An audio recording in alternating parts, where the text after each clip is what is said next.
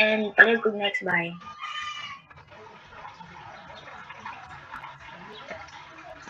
And the next one is the FDI, the policy statement presented by P-FDI, which means mo na siya ang Federal Taxpayer Information. And kaning FDI is required ni siya sa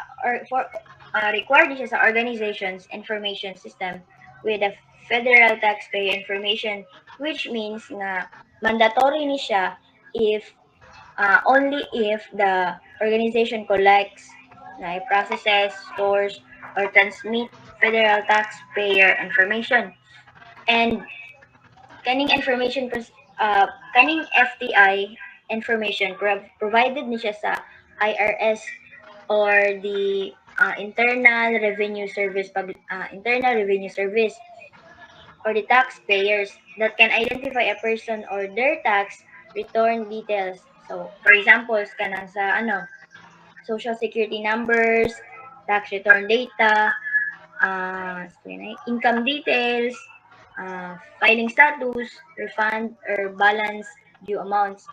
And kana siya, ang kana nga mga result or these rows come from IRS or katong Internal Revenue Service Publication 1075 is nagaset ni siya sa security standard for protecting federal tax information.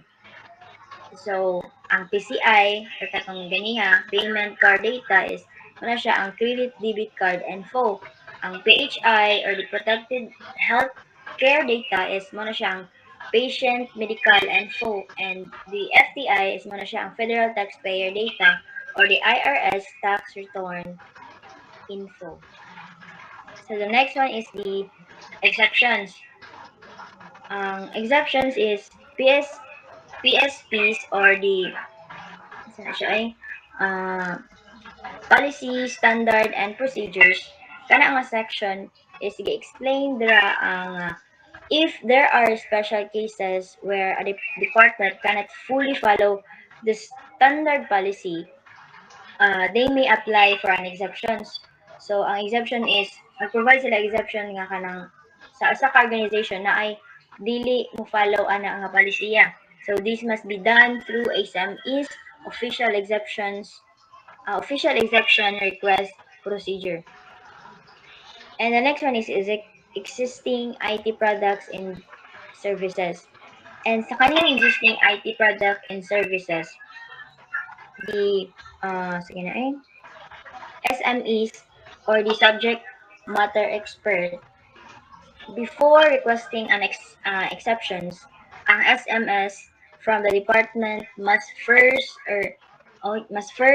consult the vendor and procurement office, and also they must verify whether the current contract cannot be adjusted or upgraded to meet policy standard. So, sa kaning existing IT products and services, ma-apply ni siya if only compliance cannot be achieved, so they can formally request an exception following the procedures. I'll go next by.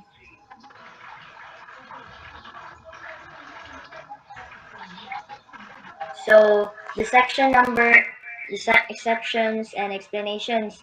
So sa diha is sa IT products and services procurement is sa kana nga part is state that before buying or implementing any IT products or services, kinahanglan nga ang department must make sure if ga-follow ba sila sa policy standard or katong PSPs.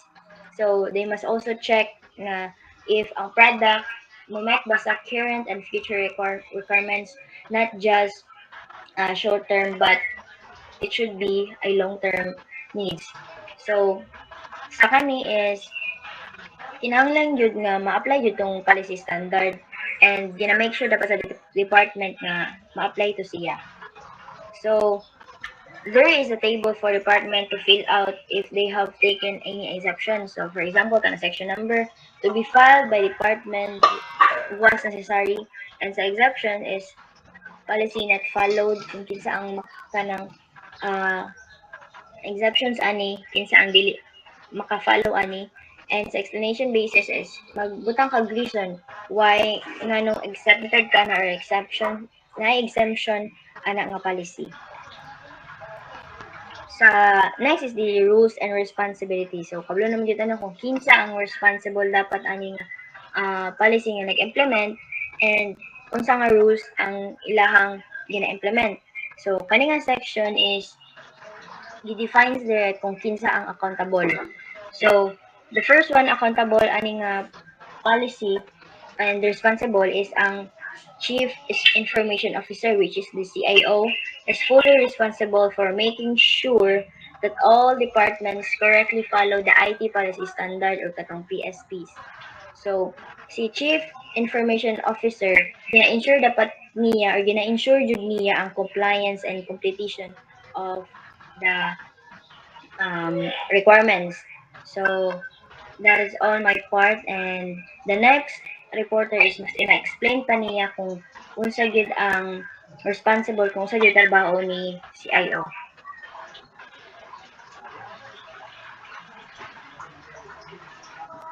Next reporter na. Hi ma'am, good day. I'm next reporter.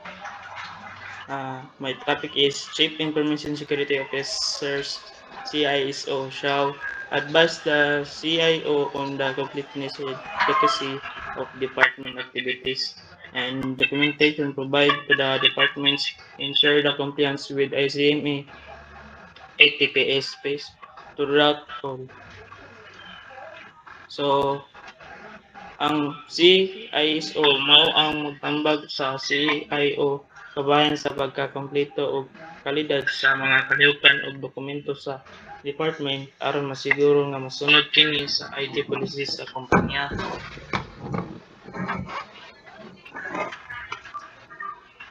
And next, review and approve the department security and privacy sa PSpace and requested exception from the ICMA security and privacy sa PSpace.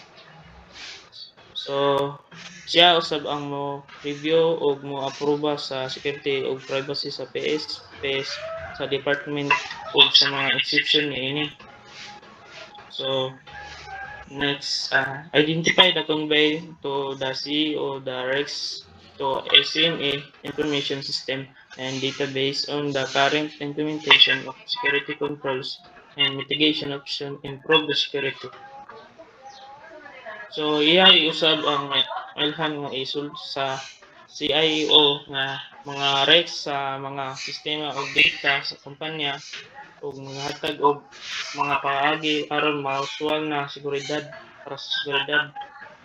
So, next slide. Department head shall be responsible for the correct of truth completion of department ATPs within his or her department. So, siya ang mananagot o makakompleto og sakto ang tanan nga IT policies, standard o procedures sa iyang department. Next,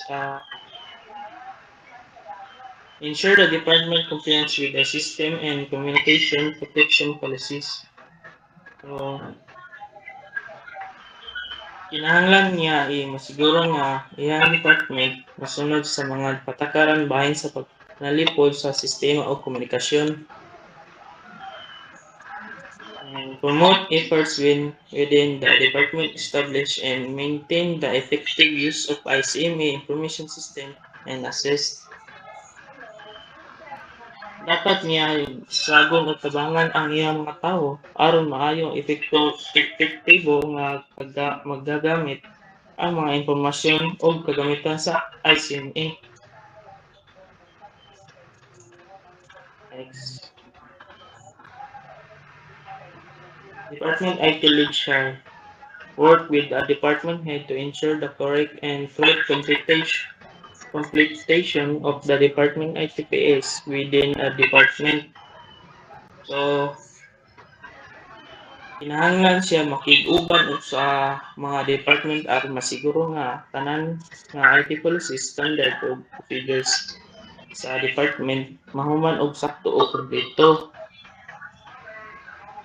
And ensure the policy and periodically review the updated to reflect change in requirements. Kinahanglan usab niya nga usabon og responsohon ang policy kada panahon aron ma-update kini simula sa mga bag-ong kinahanglanon sa kausaban sa mga policy. Next. Department Information Security Lead shall advise the Department IT Lead on the completeness and efficacy of the Department activities in implementation provided to ensure the compliance with the Department ITPS.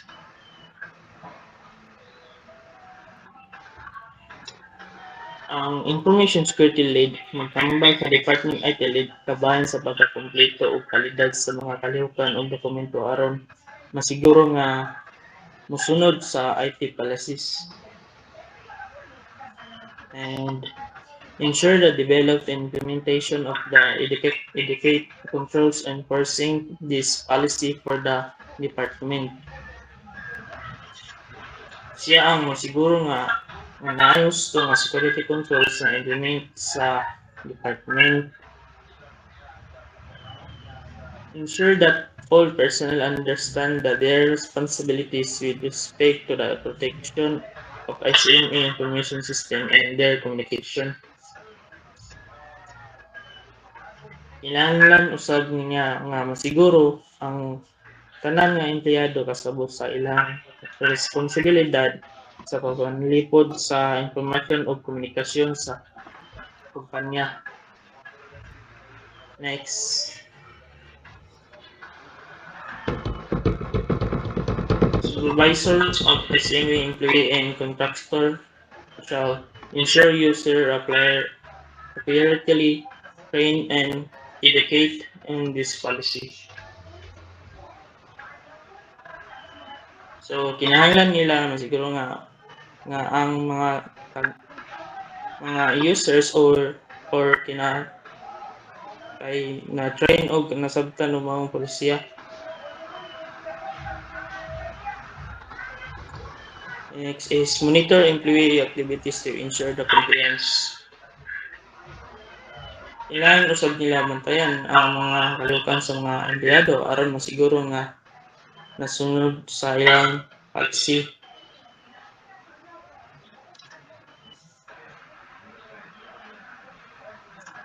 System users the ICM information shall become familiar with this policy related to PSPs and other to PSPs regarding to the scope to policy. Musunod sa mga PSPs may kalabutan ng sakop tumong sa mga policy. Mara to ka ma'am. Thank you.